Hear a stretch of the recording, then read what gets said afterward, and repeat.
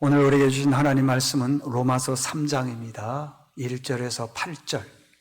신약성경 제가 있는 성경으로는 241쪽입니다. 로마서 3장 1절에서 8절.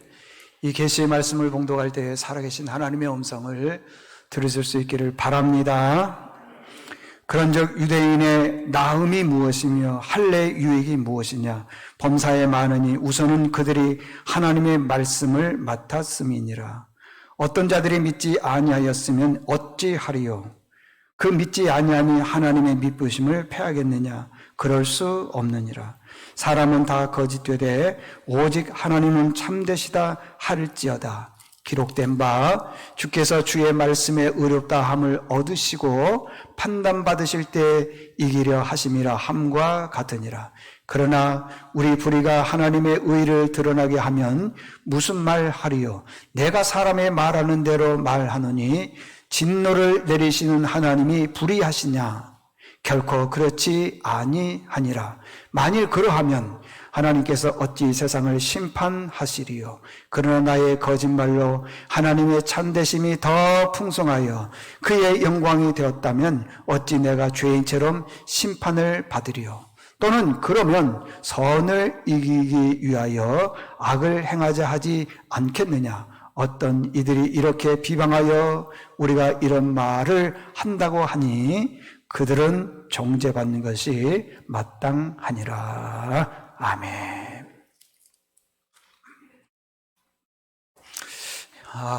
할렐루야. 옆 사람과 인사하겠습니다. 사랑합니다. 축복합니다. 시작. 사랑합니다. 축복합니다. 감사합니다. 자, 오늘은 하나님의 선하심을 맛본 사람, 하나님의 선하심을 맛본 사람, 이런 제목으로 말씀을 전할 텐데 집중해 주시면 은혜가 될 줄로 믿습니다. 자, 성경에 보면은 다윗이 있습니다. 다윗이 사울 왕의 죽음을 피해서 도망을 갔는데 가서는 안 될 땅으로 도망을 간 겁니다. 가서는 안 될 그 땅이 어디냐 그러면 우리식으로 말하면은 북한 땅으로 도망을 간 거나 다름이 없습니다. 그래서 가드 지역으로 도망을 갔는데 가드 지역에 갔더니 가드 왕 아비멜렉의 신하들이 다윗을 딱 보자마자 알아본 겁니다. 그 신하들이 생각하기를 제가 장차 이스라엘의 왕이 될 사람인데 왜 이 가드 지역, 북한 땅이라고 하는 이 지역까지 왔지? 분명히 제가 왕이 되고 나면은 이 땅을 정탐하고 난 다음에 치러 올 것이다. 지금 온 것은 사울 왕의 죽음을 피해서 도망온 것이 아니라 정탐하기 위해서 왔다. 그렇게 결론을 내리는 겁니다. 그리고 난 다음에 신하들이 왕에게 건의를 하는 겁니다. 왕이여, 저는 장차 이스라엘의 왕이 될 사람인데 저 사람이 우리를 치러 올 것입니다. 그러니 아예 초장에 저를 죽입시다. 그래서 건의를 했더니 그때 다윗의 그 순간이 무슨 순간이냐면 절체절명의 순간, 곧 죽을 것 같은 이 순간이라는 거예요. 보십시오. 여기서 핍박을 피해서 북한 땅으로 갔는데 김정은 앞에서 제가 이 땅에 대한민국 한국 땅에 나중에 대통령 될 사람인데 얘 죽여야 됩니다. 그랬을 때 그 김정은 주석이 가만 놔두겠습니까? 그 절체절명의 순간에 다윗이 번뜩 떠오른 게 있었어요. 다시 얘기합니다. 다윗이 번뜩 떠오른 게 있었어요. 뭔지 아십니까? 고난당할 때 하나님께 부르짖으면은 하나님께서 내 기도를 들어주시려는 확신이 생겼어요. 그래서 하나님께 기도했습니다. 그랬더니 하나님께서 그 기도를 들어주시고 응답해 주시더라는 것입니다. 그 내용이 시편 34편에 나와 있습니다. 6절에 보면요, 이 공고한 자가 하나님께 부르짖었다. 그랬더니 그 모든 환난에서 건져주셨다. 그 다음에 8절에 보니까 그 건져주심을 보고 난 다음에 보니까 너희는 여호와의 그 다음 뭐라 그랬습니까? 선하심을 맛보아 알지어다. 여러분, 여기 계신 모든 분들 한 분도 빠짐없이 다 각자에게 맛이 있습니다. 저도 맛이 있고 여러분 각자 모든 사람들에게는 다 다 맛있습니다. 어떤 사람들은요, 누가 잘못했다 하더라도 좀 배려하는 그런 맛이 있고, 관대한 맛이 있고, 그걸 포용해 주는 그런 맛도 있고, 사람들이 좀 웃어주는 맛도 있고, 이해해 주는 맛도 있습니다. 그런데 반대로요, 그러지 않는 사람들이 있습니다. 별 중요한 것 가지지도 않는데도 화내고요, 분노하고 분쟁하고 싸우는 사람이 있고, 얼마든지 이해할 수 있음에도 불구하고 그것에 시험 들어서 교회를 안 나온다 그런 사람들도 있고요. 또 어떤 사람들은 너무너무 고집이 센 사람들이 있습니다. 그게 그 사람의 다 맛이라는 겁니다. 맛. 여러분들은 어떤 맛을 가지고 계십니까? 배려하는 마음, 넓은 마음이 있습니까? 아니면 작은 일에 그냥 화내고 분쟁하고 싸우고 시험에 들고 그런 맛들을 가지고 있습니까? 어떤 맛들을 가지고 있습니까? 하나님께서는요, 하나님에게도 맛이 있습니다. 하나님에게는 어떤 맛이 있느냐 하면은, 우리가 이렇게 어려움과 고난과 역경에 있을 때 하나님 앞에 부르짖고 구원해달라고 말씀하시면, 기도하면 하나님께서 우리의 기도를 들어주시고 응답해 주시는 그 맛이 있더라는 것입니다. 로마서 1장 24절에 보니까 이런 말씀이 있습니다. 그들을 마음의 정욕대로 그 다음에 더러움에 내버려 두셨다 그랬습니다. 26절에 보니까 그들을 부끄러운 욕심에 내버려 두셨다 그랬습니다. 28절에 보니까 그들이 마음에 하나님 두기를 싫어했다 그랬습니다. 그러니까 그들이 누굽니까? 그들. 오늘 여기 성경대로 얘기하게 되면은 경건하지 않는 사람들, 오늘 말씀으로 보게 되면은 하나님의 맛을 보지 못한 사람들, 좀 더 깊이 들어가게 되면은 예수를 믿고 하나님을 믿기는 믿되 전혀 감동이 없는 사람들, 미지근한 사람들, 내가 신앙생활을 오래 했음에도 불구하고 하나님에 대한 감동이 없는 겁니다. 내가 믿음 생활을 오래 했음에도 불구하고 뜨거움도 없고 열정도 없는 거예요. 그냥 미지근한 겁니다. 요한계시록에 보면 3장 17절에 보게 되면은요, 계시록에 있는 라오디게아 교회가 나오는데, 라오디게아 교회는 어떤 교회냐면 부자가 아니에요. 여기 보면은 그렇습니다. 부자라 부유하여 부족함이 없다 그랬습니다. 그러니까 이게 웬만한 부자가 아니라 부족함이 없을 정도로 아주 넉넉한 부자였다고 하는 것입니다. 그런데 이렇게 부자이고 넉넉한 이 사람들이라면 하나님께서 내게 물질의 복을 주시고 건강의 복을 주시고 여러 가지 복을 주셨다 그러면은 감사해야 되는데 미지근하더라는 것입니다. 그러니까 그 미지근한 그 모습을 보고 하나님께서 뭐라고 얘기를 했냐 그러면은요, 16절에 보니까 내가 너희들을 토해서 내쳐버리겠다 그랬어요. 여기 보니까 저를 비롯해서요, 여기에 하나님이 토해서 내쳐버릴 사람들이 몇 사람 있어요. 그러니까 너무나도 미지근해, 신앙생활에 대해서. 자기 이익에 대해서는요, 조금 더 양보를 안 하라고 그러고 말이에요. 밤새 싸워가면서 그 이익을 찾아내려고 그러는데 하나님에 대해서는 미지근한 거예요. 예배에 대한 감격도 없고 기쁨도 없고 그러는 거예요. 미지근한 거예요. 왜 그럴까요? 오늘 성경에 보니까 로마서 1장 28절에 보니까요, 하나님을 마음에 두기를 싫어했다는 것입니다. 그들이 마음에 하나님 두기를 싫어했어요. 그러니까 이런 거예요. 내가 지금 이 세상 살아나가면서 가만히 보니까 나는 젊지요, 내가 하고 싶은 일 다 할 수 있지요, 재정적으로 넉넉하죠, 자녀들 문제가 아무 문제가 없어요, 다 근심 걱정이 없는 거예요. 그러니까 하나님 마음 두기에 싫은 거예요. 뭔가가 좀 부족해야지 도와주세요, 해주세요 그럴 건데 아무 그게 없더라는 것입니다. 여기서요, 그들이 마음은 보십시오, 이 마음이 아닌 겁니다. 이 마음, 마음, 그러니까 이 마음이라고 생각하는데 이 마음이 아니고 내 생각을 말하는 겁니다. 생각, 자기 생각에 하나님 두기를 싫은 겁니다. 하나님 두기를. 왜? 하나님을 내 마음에 두면 하나님이 잣대가 되어서 이렇게 하라 저렇게 하라, 믿음 생활해야 된다, 뭐 하면 안 된다, 그러니까 그게 싫은 거예요. 왜? 지금 우리가 얼마든지 잘 살 수 있지 않습니까? 걱정이 없습니다. 내가 원하는 대로 다 되기 때문에 그러더라는 것입니다. 하나님에 대해서 아쉬움이 하나도 없어요. 돈이 있죠? 건강하죠? 자녀들 아무 문제가 없죠? 불편함이 없더라는 것입니다. 그래서 하나님을 마음에 두기를 머리에 생각하기 싫더라는 것입니다. 여러분, 믿음이 점점 자라나려면, 이 자라다를 다른 표현으로 하면 강화, 믿음이 강화, 좀 더 자라나려면 많은 시간이 필요합니다. 예배도요, 빠지지 않아야 되고요, 늘 기도 생활해야 되고, 섬김 생활해야 되고, 말도 조심해야 되고, 그렇게 끝까지 인생을 살아나가면서 믿음이 점점 자라납니다. 중요한 게 뭐냐? 시간이 많이 걸려요. 그런데요, 그렇게 쌓아왔던 그 믿음과 그 신앙이 한순간에 그냥 왕창 무너지는 경우가 있습니다. 언제인 줄 아십니까? 내가 한번 시험 들어보십시오. 수없이 얘기했지만은 교회에 나오기도 싫고, 말씀을 들어도 기쁨도 없고 깨달음도 없습니다. 말씀이 귀에 들리지를 않더라는 것입니다.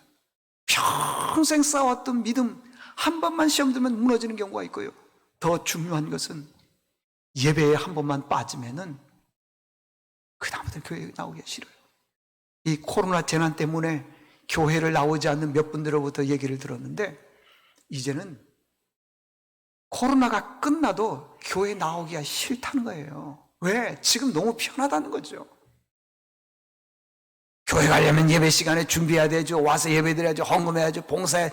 와, 얼마나 복잡하고 바쁩니까? 근데 지금 1년 동안 살아봐도 내 삶에 아무런 문제가 없는 거예요. 재난이 오거나 고통이 오거나 자식의 문제가 오거나 돈 문제가 오거나 어떤 문제가 오면은, 아, 이게 내가 예배 드리지 않아서 이런 문제가 생겼구나 하고 하나님께 나와서 부르짖고 기도하는데 아무 문제가 없는 거예요. 그러니까 좋은 겁니다. 예배가 무너지면은 쉽게 이렇게 되어버린 겁니다. 여러분, 믿음이 성장하기가 정말 어렵지만은 믿음을 잃는 것은 순식간이라는 것입니다. 여러분들 중에 누군가가 옛날 10년, 20년 전에 신앙생활할 때 정말 예배생활 잘한 분들이 있을 겁니다. 새벽기도도 잘하고 봉사도 열심히 했던 분들이 있습니다. 근데 지금은 어떻습니까? 코로나요? 중심을 보신 하나님이십니다. 우리가 지금 이 신앙생활 하는 데 있어서요, 지금은 예배가 맨 뒷전으로 이렇게 밀려 있어요. 왜 그런 줄 아십니까? 코로나 때문이라고요? 바빠서 그렇다고요? 사업이 잘 돼서요? 아닙니다, 여러분들. 절대 그렇지 않습니다. 옛날에는 하나님이 우선이었는데 지금은 하나님보다 더 우선인 것이 바뀌었습니다. 우선순위가 바뀌었어요. 예배보다도 다른 것들이 바쁘니까 예배 쉽게 빠지는 거예요. 자식들 때문에 빠지기도 하고, 가정에 있는 애경사 때문에 빠지기도 하고, 자기가 피곤하고 분주하고. 여러분들, 영적 피곤이 얼마나 하나님 앞에 잘못된 건 줄 아세요? 그렇게 돼버리더라는 것입니다. 여러분, 이거 아십니까? 내가 예배 한번 빠지고 믿음 생활에서 조금만 후퇴하면은 악한 마귀는 절대 그 사람을 놔두지 않습니다. 끝까지 끈질기게 해서 결국 예수 못 믿게 만드는 것입니다. 로마서 1장 29절 30절에 보니까요, 어떤 사람들을 사형에 처해서 죽이라 하게 되면요, 불의, 추악, 탐욕, 악이 가득한 자, 사기, 살인, 분쟁, 사기, 악독, 수군수군하는 사람들. 그 다음 31절 다음 말씀 보십시오. 없습니까? 28절, 29절 29절 불의, 추악, 사기, 뭐 이런 수군수군. 그 다음 30절요.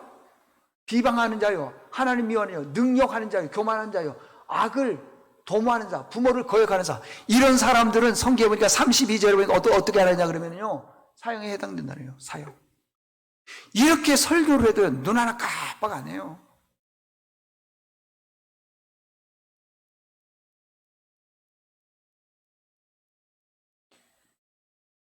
여러분들, 우리가 예배가 빠지면은요, 들어보십시오. 예배가 빠지면은 마귀가 와서 너 왜 예배 빠졌어? 너 왜 예배 안 드려? 빨리 가 예배 드려! 그럴 것 같습니까? 아니에요. 더 못 가게 하는 거예요. 더 못 드리게 하는 겁니다. 여러분, 인터넷으로 한번 예배 드려 보십시오. 유튜브로 한번 예배 드려 보십시오. 얼마나 편한지 몰라요. 설문조사를 했습니다. 유튜브로 예배를 드린 분들 설문조사를 했더니 온전히 예배 드렸다는 그 프로테이지가요 20%도 안 돼요. 예배 드리다가 물 먹으러 가고 화장실 가고 예배 드리다가 뭐하고 그 말씀에 빠져가지고 아멘 아멘. 지금 우리가 왜 유튜브로 예배를 드리죠? 이 코로나 때문에 지금 뭐 교회 오면 걸릴까 봐서 못 와서 벌벌벌 떨면서 지금 예배 드리고 있지 않습니까? 그러면 그 예배에 대해서 정말 집중해서 예배를 드려야 되는데 다 형식적인 거예요. 그러다가 어쩌다가 예배 시간 놓쳤어요. 그러면 그냥 지나가는 거예요. 한 주일 예배 범하는 거예요. 그렇게 해서 한 번, 두 번 하면은 아예 예배에서 멀어지는 거예요. 마귀는 요물입니다. 수없이 얘기했지만은요, 절대 우리로 하고 예배 드리지 못하게 만들더라는 것입니다. 응? 유대인들의 자랑이 뭐냐 그러면 1절에 보니까 율법과 할례라 그랬습니다. 이런 것들은 별 의미가 없는 겁니다. 그런데 율법과 할례가 최고라고 생각을 하는 거예요. 그랬더니 사도 바울이 예를 들어서 설명을 해 주는 겁니다. 자, 3절과 4절 한번 보십시오. 3절을 보니까 이렇게 했습니다. 어떤 자들이 믿지 아니했다면, 안 믿는 사람이면 그 말입니다. 믿지 아니했다면 어찌하리요? 그 믿지 아니하니 하나님의 믿부심을 패하겠느냐? 그럴 수 없다 그러잖아요. 이 얘기는 이런 거예요. 자, 안 믿는 사람이 하나님을 믿지를 않습니다. 그런 사람이 하나님의 그 믿부심을 형용사로 얘기를 하게 되면은요, 믿었다, 신실하다, 그런 뜻이에요. 그러니까 안 믿는 사람이 하나님의 그 신실하심과 그 진실하심, 그걸 패할 수 있겠느냐는 거예요. 패할 수 있습니까? 안 믿는 사람이 하나님의 그 인도하심과 계획하심과 섭리, 그 진실하심, 그걸 패할 수 있어요? 안 믿는 사람들이? 없지 않습니까? 그래서요, 믿부심, 이 말은 형용사로 말하면 믿었다, 신실하다, 진실하다, 인도하심이 있다, 그런 뜻인데, 그런 것을 안 믿는 사람이 하나님의 그 믿부심을 패할 수 있겠느냐? 없다라는 겁니다. 그러면서 4절에 예를 들어서 설명을 해주고 있습니다. 그럴 수 없다. 사람은 다 거짓되되 오직 하나님은 참되시다 할지어다. 그 다음 말씀이 기록된 바. 그 얘기는 무슨 말이냐 그러면은 성경에 있는 한 구절을 예를 들어서 그 말입니다. 예를 들어서 성경에 있는 구절, 한 구절을 예를 들어서, 그 구절이 뭐냐 하면은 시편 51편 4절에 있는 말씀입니다. 그 내용하고 오늘 본문에 있는 4절하고 똑같습니다. 내가 주께 범죄했다, 주의 목전에 악을 행했습니다. 주께서 말씀하실 때 그렇지만은 내가 분명히 범죄했어요, 악을 행했습니다. 근데 나를 하나님께서 의롭다 그러면서 심판하실 때 순전하다, 이게 말이 됩니까? 아니, 내가 지금 악을 했어요, 범죄했어요, 죄악을 저질렀습니다. 근데 주께서 나를 의롭다 그러네요. 심판할 때 보니까 나를 순진하다, 순전하다, 깨끗하다 그런다는 겁니다. 이게 말이 됩니까 이게? 그러면은 바울이 왜 이 말씀을 예를 들었을까요? 시편 51편 4절인데 시편 51편 4절의 내용이 뭐냐 하면은 다윗이 어느 날 왕궁을 거느린데 밧세바가 있는 것을 보게 됐습니다. 그래서 밧세바의 그 아름다운 모습을 보고 왕궁으로 데리고 와서 이제 나쁜 행동을 했습니다. 그리고 보니까 범하고 나니까 그의 남편 우리아가 생각이 나는 겁니다. 쟤를 죽여버려야지. 그래서 편지를 써서 신하에게 주면서 우리아를 전쟁터 맨 앞에 서게 하라. 그 말은 전쟁터에서 죽게 만든다는 것입니다. 그 계획을 해서 편지를 써서 다 보냈는데 그것을 하나님께서 아시고 나단이라고 하는 선지자를 통해서 가서 다윗에게 깨우쳐라, 책망해주라. 나단이 갔습니다. 당신이 왜 그렇게 죄악을 저질렀어? 했더니 이놈이 어디 앉아서 감히 내가 왕인데 그 여인 한 사람 못 취해? 그러는 것이 아니라 나단 선지자의 책망을 듣고 51편에 보게 되면요 어떻게 회개를 줄 아세요? 이렇게 얘기를 했습니다. 내 죄악을 주여 지워주십시오. 맑게 깨끗하게 씻어주십시오. 내가 죄악 중에서 출생했습니다. 우슬초로 나를 깨끗하게 해주십시오. 내가 이렇게 죄인입니다. 그랬을 때에 다시 한번 이전의 말씀 한번 돌려주십시오. 이전에 있는 말씀.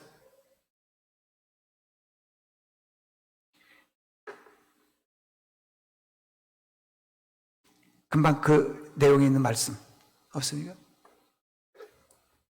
내가 주님께 범죄했어요. 목전에서 악을 행했습니다. 그런데 그때 하나님 앞에 내가 기도하고 부르짖고 나를 우슬초로 깨끗하게 하시고 내가 죄악 중에 출생했는데 나를 깨끗하게 씻어주시죠, 맑게 해주시죠 했더니 주께서 말씀하시되 나를 의로우시다, 심판할 때 나를 순전하다. 죄를 지었어요. 근데 내가 죄를 회개하고 깨끗하게 해달라고 했더니 하나님께서 나를 뭘로 여겼냐? 의로 여겼다는 겁니다. 그 다음에 나를 순전하다 그렇게 말했다는 것입니다. 그러면 바울이 왜 그 많은 성경 구절 중에 왜 51편 4절 이후에 이 내용을 예를 들었느냐 그 말입니다. 이 내용은요, 누구든지 하나님의 거룩한 역사를 방해할 사람이 없다는 것입니다. 아무리 하나님의 역사를 방해하려고 해도 인간은 방해할 수 없다는 것입니다. 너희들이 그렇게 존경하던 다윗을 봐라. 다윗이 완벽해서 훌륭해서 하나님 앞에 그렇게 크게 쓰임을 받았느냐? 아니다. 이렇게 범죄하지 않았느냐? 이렇게 죄를 짓지 않았느냐? 근데 그가 나단 선지자가 가서 책망을 할 때 그것을 받아들이고 하나님 앞에 거룩한 사람으로 다시 일어섰기 때문에 하나님 앞에 크게 쓰임을 받았다. 그러면서 얘기를 그런 겁니다. 다윗은 하나님의 선하심을 맛본 사람이다. 선하심이 뭐냐 그러면은 이렇게 범죄했으면 하나님께서 그를 죽여야 되는데, 아까 사형에 처한다 그랬잖아요. 죽여야 되는데 잘못했습니다 라고 회개했더니 그를 의롭다, 심판하는 데 앞에서 순전하다, 깨끗하다, 죄 없다 그렇게 해주더라는 겁니다. 그걸 다윗이 하나님의 선하심을 뭐 했다는 겁니까? 맛을 봤다라는 것입니다. 다른 게 아니라는 것입니다. 그래서 다윗이 역사에 크게 쓰임을 받았다. 여러분들, 그 다윗에게 행하셨던 하나님의 선하심을 예를 들어서 너희들도 하나님의 선하심을 맛보기를 바란다, 그게 말씀하고 있는 겁니다. 자, 신앙생활 우리가 짧게는 10년, 20년, 30년, 길게는 오랫동안 신앙생활 했습니다. 근데 이렇게 신앙생활 하면서 어떤 사람들 보면요, 재미가 하나도 없이 신앙생활 하는 사람들이 있습니다. 신앙생활을 오래 했는데 재미가 하나도 없어요. 왜 그랬습니까? 하나님의 선하심을 못 봤기 때문에 그렇습니다. 예를 한번 들어보겠습니다. 이 말씀을 제가 묵상하다가 무슨 예를 들어야 되나 도저히 들 수가 없어요. 그래서 평범한 예를 한번 들어보겠습니다. 사업하면은 다 잘 됩니까? 치킨집하고 피자집하고 철물점하고 그러면 다 잘 됩니까? 사업해서 성공한 케이스가 프로테지로 보면 너무 낮습니다. 절반 이상은 실패합니다. 내가 직장에 이력서를 내고 내가 이 직장 저 직장 다닌다 해서 가는 데마다 나를 다 붙여줍니까? 어서 오십시오 그럽니까? 어렵습니다. 그런데 어떤 사람이 사업을 했는데 잘 됐습니다. 부자가 됐습니다. 자식들도 잘 됐습니다. 근데 이분이 믿음이 없는 사람은 이렇게 말하는 거예요. 내가 잘해서. 근데 믿음이 있는 사람은 이렇게 말합니다. 다들 치킨집하고 피자집하고 철물점 해도 다 잘 되는 거예요. 나도 하면 잘 될 겁니다. 그러니까 확률적으로 보면은 거의 잘 될 확률이 있죠. 요즘에 이력서를 보게 되면 회사에서 서로 뽑으려고 그러는 거예요. 그러니까 나는 게 아무 데나 내도 돼요. 근데 결과를 뭐라고 하냐면은 하나님께서 나를 이렇게 인도해 주셨다. 사업이 잘 된 것 하나님께서 도와주셨다. 내가 직장에 취직한 건 하나님의 절대적인 도움이 있었다. 그걸 하나님의 선하심을 맛보았다, 그런 뜻입니다. 이 두 번째 사람을 향해서 성경에서는 뭐라고 얘기하냐면 하나님의 선하심을 맛본 사람. 첫 번째 사람은 내가 다 잘해서 한 사람은 그건 하나님의 선하심을 맛본 사람이 아니라는 것입니다. 여러분, 우리가 찬양들 많이 하고 있지 않습니까? 찬양 중에 보면요, 하나님 한 번도 나를 실망시킨 적 없다, 그 찬양이 있습니다. 하나님 한 번도 나를 실망시킨 적 없으시고 언제나 공평과 은혜로 나를 지키셨네. 오신실하신 주, 오신실하신 주, 내 너를 떠나지도 않으리라. 내 너를 버리지도 않으리라. 약속하셨던 주님, 그 약속을. 여러분들, 하나님이 우리에게 약속하셨으면 그 약속은 변하지 않습니다. 약속 변하지 않아요. 그러면 하나님께서 그 약속을 언제 해주시냐? 언제? 예배를 통해서 약속해 주시는 것입니다. 잘 보십시오. 다윗이 가서는 안 될 땅, 북한 땅과 같은 가드 지역으로 갔습니다. 피해서 갔는데, 살려고 갔는데 신하들이 알아보고 그 아비멜렉 왕에게 청혼을 하는 겁니다. 다윗을 죽입시다. 절체절명의 순간이잖아요. 우리가 흔히 말하는 파리 목숨이잖아요. 그래? 저놈이 이 땅을 쳐들어왔어? 죽여! 명령 한마디만 내리면 끝나는 겁니다. 근데 하나님께서 그 순간에 다윗에게 지혜를 주신 것이에요. 설령 미친 체 했다 하더라도 저놈이 꾀부리고 있구만, 지금 사기치고 있구만, 그럴 수도 있지 않습니까? 근데 하나님께서 아비멜렉의 왕의 마음까지도 주장하시는 것이고 다윗도 주장하는 거예요. 그래서 그 고난의 그 시기에서, 죽음의 자리에서 하나님께서 그를 살리신 거예요. 그래서 이 공고한 자가 하나님께 기도했다는 거, 부르짖음에, 여호와께 부르짖음에 환난에서 구원했다, 그렇게 말씀하고 있는데, 이 곤고가 무슨 자냐고요? 공고할 곤자고, 고자가 무슨 고자냐면 멀미 고자입니다. 멀미. 얼마나 공고, 고통, 힘이 있으면 멀미가 날 정도라는 겁니다.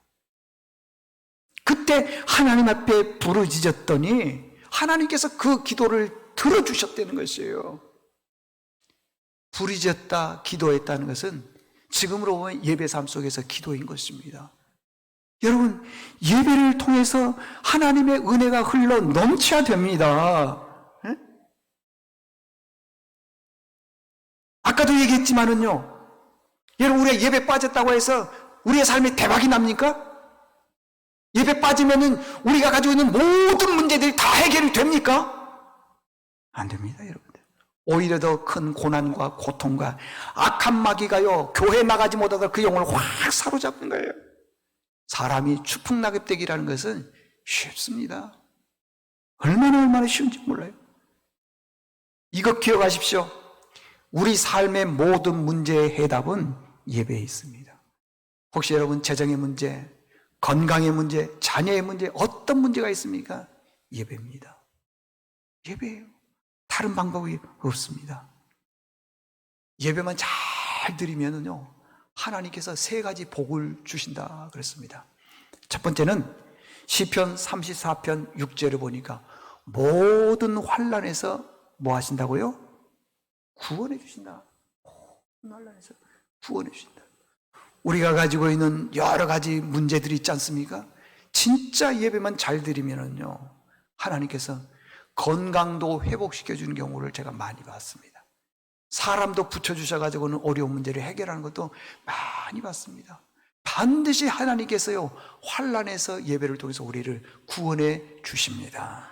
두 번째는 뭐라고 얘기했냐 그러면은 좋은 것에 부족함이 없게 해주신다는 거예요. 뭘 통해서요? 예배를 통해서. 예배를 통해서. 좋은 것 많이 준다는 겁니다. 그러니까 우리가 좋은 거 많이 받으면 예배 빠지고 안 드리고 그러면 뭐 대박이 나오고 문제가 해결될 것처럼 보이지만은요, 그렇지 않다라고 하는 것입니다. 반대입니다. 예배 드리면은 부족함이 없게 해주신다 그랬습니다. 혹시 우리 중에 아픈 분들이 있습니까? 세 번째 18절에 보게 되면은요, 마음이 상한 자를 하나님께서 어떻게 해주냐면 치료해 주시고 고쳐주신다 그랬습니다. 가까이 해주신다 그랬습니다. 여러분, 예배가 우리의 삶 속에 가장 우선이 되어야 될 줄로 믿습니다. 예배가요, 우리의 삶의 모든 문제를 좌우지하는 거예요. 잊어서는 안 됩니다. 그러면은 예배 드리기 위해서는요, 세 가지 반드시 필요한 조건이 있습니다. 잘 들으십시오. 첫 번째는 예배에 대해서 사모하는 마음이 있어야 됩니다. 오늘 하나님께서 나에게 어떤 말씀을 주실까? 한번 생각해 보고 보십시오. 아무 그거 없이 그냥 오는 거예요. 아니, 우리가 시험 볼 때도 예상 문제지가 있다면서요. 그 예상 문제지를 풀고 갔는데 거기서 서너 문제가 더 나왔습니다. 인생이 바뀌는 때가 있지 않습니까? 그런데 우리는 사모하는 마음이 없습니다. 없어. 학교 선생님이요, 학교에서 아이들을 가르칠 때 보면은 저 학생이 지금 내가 가르치는 이 설명을 이해한다 못한다는 걸 금방 안 됩니다. 목사는요, 영을 다루기 때문에 학교 선생님보다 훨씬 더 영적입니다. 저 학생이 지금, 저 성도가, 저 교인이 지금 말씀을 듣고 있다 안 듣고 있다 금방 알아요. 오랜 세월 동안 신앙생활을 했음에도 불구하고 말씀이 그 안에 자리를 잡지를 못하는 거예요. 듣고 잊어버리고 끝나고 그러는 겁니다. 그러니까 그 듣고 끝나고 아무런 하나님의 도움을 구하지 않는 그분들을 위해서 성경에서는 뭐냐면 헛된 인생입니다. 헛된 인생. 와서 예배를 드리고 평생 동안 예수를 믿은 것처럼 보이지만은 구원의 확신조차도 없고, 이런 설교를 해도 깨달음도 없고, 하나님을 마음에 두기 싫었다 그랬잖아 아까. 그런 일들이 일어나게 되더라는 것입니다. 예배에 대한 사모하는 마음이 없으니까요, 고개를 숙이고요, 카톡도 하고요, 졸기도 하고, 문자 오면 문자 답 다 하고요. 예배에 사모하는 마음이 없기 때문에 그냥 앉아는 1시간 동안 있지만은요, 막 그러는 거예요. 그리고 사모하는 마음이 없기 때문에 조금만 설교가 2, 3분만 길어도요, 몸부림을 치는 거예요. 제가 이 성전을 건축하기 전에 상가에서 1년 동안 준비로 있었습니다.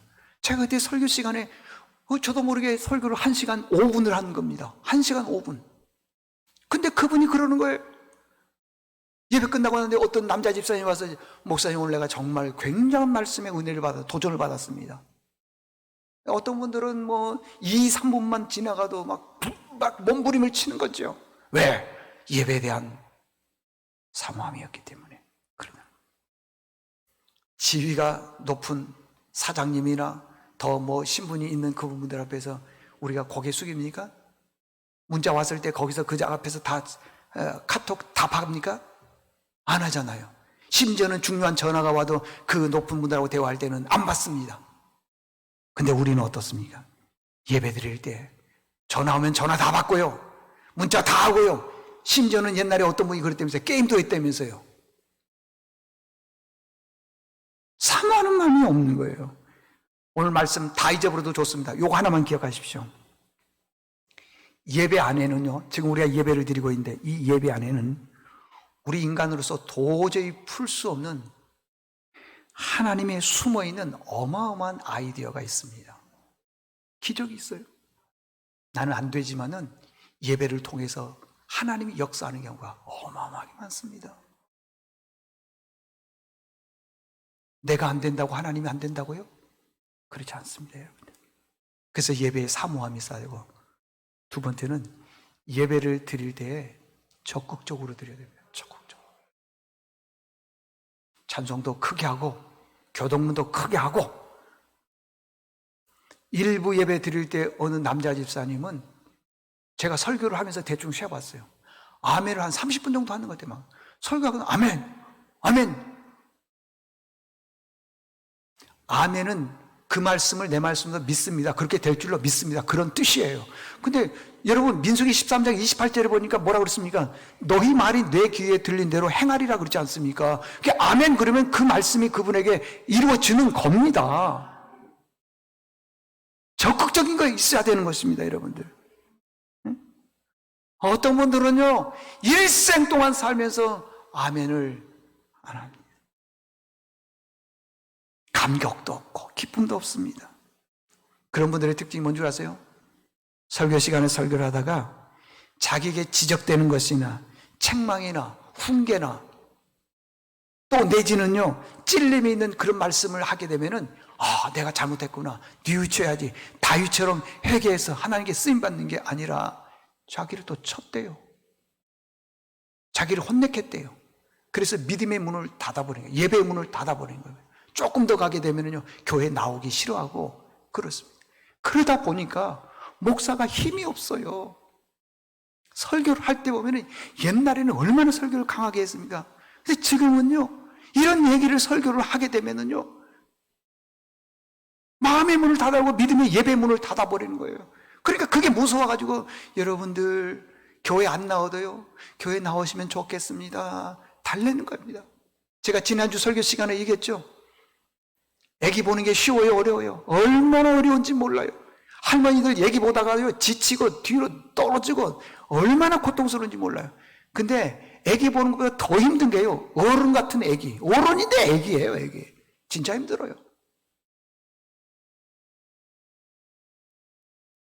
여러분들, 이 목사의 설교가 약화되지 않게 하기를 바랍니다.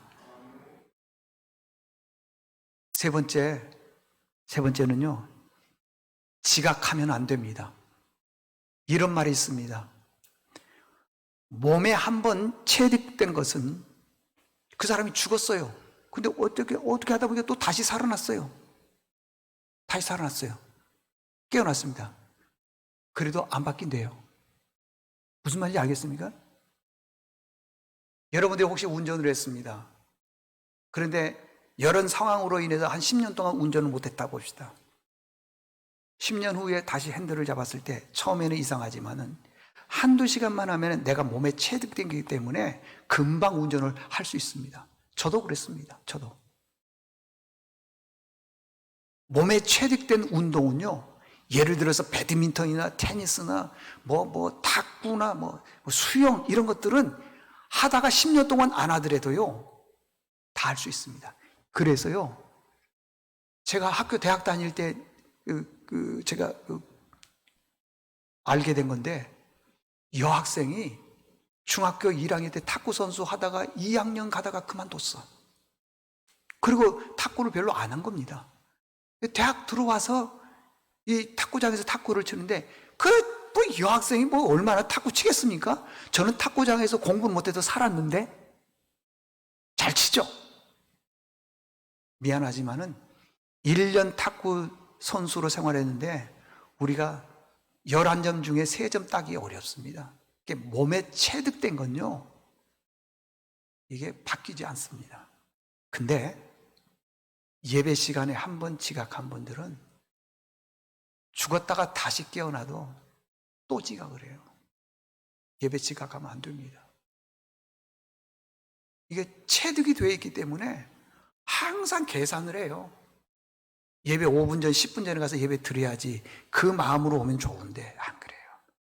여러분들 친구들하고 약속을 한번 했다고 그러봅시다. 했는데 이 친구는 매일 10분, 20분 늦는 거예요. 그러면 어떻습니까? 오늘도 별일이 없이 이게 또 한 10분, 20분 늦으니까 그래 잘 왔다 그럽니까? 아니면은 뭐라고 그래요? 아마 막 안 좋은 얘기 할걸요? 조금 성격 괴팍한 사람 막말할걸요? 일주일에 한 번 예배드린 이 예배가 지각을 하면은 안 됩니다. 안 돼요.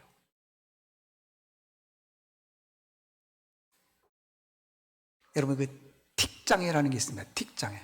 제가 군대에 있을 때 고참 중에 한 분이 이 틱장애가 있는 분이요. 틱장애가 있는 분들 막 자꾸 코를 콩콩하고요, 막 눈을 깜빡거리고 막 자꾸 그러는 겁니다. 그래서 제가 그걸 좀 찾아봤어요. 그랬더니 틱장애를 입으면 따돌림을 당하기 쉽다. 그러면 틱장애가 왜 생기냐? 제가 그대로 읽을게요. 혹시 제가 오해할 수 있으니까. 틱장애는 뇌신경 전달 체계에 이상이 있다. 뇌 손상이 될 가능성이 있다. 세균이 들어갈 수가 있다. 교정을 하려고 해도 잘 안 된다. 치료 방법이 있답니다. 치료 방법이 뭐냐? 절대 비난하지 말라, 벌 주지 말라, 꾸중하지 말라, 스트레스 주지 말라. 그 다음에 긍정적인 겁니다. 자긍심을 불러주고 칭찬해줘라. 여러 가지 방법이 있어요. 그런데요, 제 눈에 쏙 들어온 게 한 가지 방법이 있었어요. 뭐냐? 과도한 학업과 과외 활동을 줄이라. 과도한 학업과 과외 활동을 줄이라. 이 치료 방법을 보고 제가 한번 예배 속에 적용을 시켜봤습니다. 예배를. 월요일부터 토요일까지 6일입니다. 6일 동안 열심히 나를 위해서 삽니다. 얼마나 부지런히 사는지 모릅니다. 직장에 만약에 출근했을 때 지각하게 되면은요, 한 번은 가능하지만 두 번, 세 번 그러면은요, 그 직장에서 그 사람을 원하지 않습니다. 그리고 다음에는 승진이 안 되고 그뿐 아니라 퇴출시킵니다. 그만두라 그럽니다. 그런데 우리는 하나님 앞에 예배 드릴 때 이게 몸에 체득이 되어 있어가지고는 늘 지각을 하는 겁니다. 너무 바쁜 거예요. 여러분, 너무 바쁘면은요, 이 목사도 바쁘면은요, 주일날 잘 못 일어납니다. 주일을 준비하는 것 매우 중요합니다. 만약에 이런 거에 대해서 해당되는데 막 이게 내가 다음부터는 바뀌어야지, 이런 분들은 하나님의 선하심을 맛보는데 오늘 교회 괜히 왔다 그런다든지 딴 교회 간다 그러지, 주여, 그런 겁니다. 여러분, 친구하고 약속 시간도 늦으면 그 친구에 대해서 하는데 하나님이 예배 늦은 데에 대해서 얼마나 마음 아파하겠느냐 이 말이에요. 마지막 결론입니다. 얼마 전에 제가 이 신내동도 먹을 것 많이 있는데, 좋은 식당들이 많이 있는데, 저 멀리 옥수동까지 가서 한번 식사를 한 적이 있습니다. 그런데 그 식당을 찾는데, 내비게이션으로 찾았는데 어려워요. 참 어렵습니다. 그래서 저쪽에서 한 바퀴 두 바퀴 돌다가 그 식당을 딱 찾았는데, 외진 곳이고요, 후미진 곳이고, 간판도 잘 안 보이고, 세상에 주차할 곳이 한 곳도 없어요. 그래서 돈 주고 주차장에다 주차를 했습니다. 돈 주고. 그 식당 이름이 뭔지 궁금하죠? 더 코너 키친. 이걸 풀어보자면요, 부엌이 있는데, 식당이 있는데 코너에 있다 그러면 더 코너에 있다는 거예요. 그래서 주차해놓고 가서 들어봤더니 그 식당이 세모난 식당이에요. 세모난. 보통 우리 널찍하고 그러잖아요, 네모나게. 세모난 식당이 쪼매네요. 제가 테이블을 씌워봤습니다. 6개. 틀린 줄 알고 어제 저녁에 가서 또 씌워봤어. 맞아, 6개. 근데요, 6개 테이블이 꽉 차고, 다른 때에는요, 손님들이 줄을 서고요. 그리고 저게 밥 먹으면서 보니까 계속 배달이 있는 거예요. 근데 그 배달이 그냥 배달이 아니라 차를 세워놓고 와서 가져가는 거예요. 자기네들이 많이 보는 거예요. 제가 1부 예배 시간에 실수를 했습니다. 제가 이 3부 예배 시간에 저도 또 한 번 실수할까요? 미쳤다고 거기 가요, 제가? 네? 근데 왜 갈게요? 제가 왜 이 신내동에 식당 놔두고 거기까지 갔겠습니까? 맛이 있으니까. 맛있으니까. 다른 거 아닙니다. 맛있으면 갑니다. 우리가 하나님의 선하심을 맛을 보면은요, 자꾸 예배 드려요. 자꾸 교회 오는 겁니다. 근데 예배가 막 진지하지도 않고 막 적극적으로 드리지도 않고 자꾸 예배가 늦어지고 이런 거면 하나님의 맛을 못 느끼기 때문이에요. 평생 신앙생활하면서 맛을 못 느끼는 게 하나님에 대해서, 하나님이 나를 도와줬다라고 하는 생각을 못 느끼는 거예요. 다 내가 했다고 하는 겁니다. 내가 잘해서 출세했고, 내가 잘해서 성공했고, 내가 잘해서 지금 이렇게 됐다. 네 그러는 겁니다. 자식들 한번 키워보십시오. 하나님의 은혜 아니면 키우기가 쉽지가 않아요.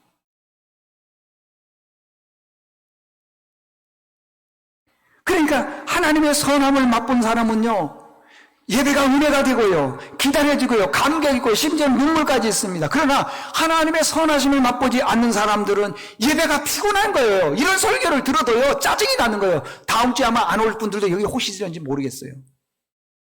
왜요? 맛을 모르니까. 그렇게 후미진 곳이고 간판도 잘 보이지도 않고 내 돈 내놓고 주차를 하는 그곳에 사람들이 가는 이유가 뭐 때문인가? 맛있으니까 그런 거 아니겠습니까? 그럼 우리가 하나님의 선하심을 맛을 본다면은 이런 코로나나 어떤 지경이라 하더라도 와서 예배를 드릴 거 아니겠습니까? 제가 이 설교를 했더니 일부 예배, 오늘 일부 예배가 했더니 어떤 분이 자기가 정말 도전을 받았다는 거예요. 그런 분들은 하나님의 선하심을 맛본 분들 아니겠습니까? 목사의 바람이 뭐겠습니까? 교인들 사업 잘 되고 자녀들 앞길 활짝 열리고 그게 물론 그렇죠. 그건 뭐 당연하죠. 그러나 그것보다 더 우선하는 게 있어요. 우리 교인들 다 하나님의 무엇을 맛봤으면 선하심. 그 선하심이라는 게 무슨 뜻이냐 하면은 인생 여러 여정 속에서 하나님이 나를 인도했다는 걸 깨닫는 걸 선하심 그런 겁니다. 여러분 자녀들 잘 됩니까? 직장 생활하는데 승진이 있고 또 사업하는데 사업이 잘 됩니까? 다들 내가 잘 돼서 그랬을 거예요 아마. 근데 하나님의 선하심을 맛보신 분들은요, 하나님이 나를 인도했다. 여기 하나님의 선하심을 맛보니까 저 멀리 경기도 광주에서도 오시잖아요. 오겠어요 여러분들? 응? 미안한 얘기지만 우리 권사님요 11시 반 예배 드리려고 10시 몇 분에 여기 도착했더라고요. 예배 중간에 도착했더라고요. 11시 예배 드리려고. 근데 가까이 있는 분들도 그게 쉽지가 않아요. 예배 시간. 여러분들 우리가 예배 시간에 꼭 늦지 않고 온전히 하나님께 예배 드릴 수 있는 믿음의 식구들 될 수 있기를 바랍니다. 하나님 아버지, 우리가 하나님의 그 맛을 느끼지를 못하니까 예배가 지루합니다. 그리고 짜증도 나고 자꾸만 예배에 대해서 거부감을 느낍니다. 그러나 한 번 맛을 보면은 계속 그 식당을 찾고 싶고 찾아가고 싶고 그러는 것처럼 하나님의 선하심을 맛보면은 우리가 기대가 되고 예배가 기다려지고 그럴 줄로 믿습니다. 우리 모두가 하나님의 선하심을 맛보아서 인생의 승리, 삶의 승리, 아버지 신앙생활의 승리가 있게 도와주시옵소서. 예수님의 이름으로 기도드리옵나이다. 아멘.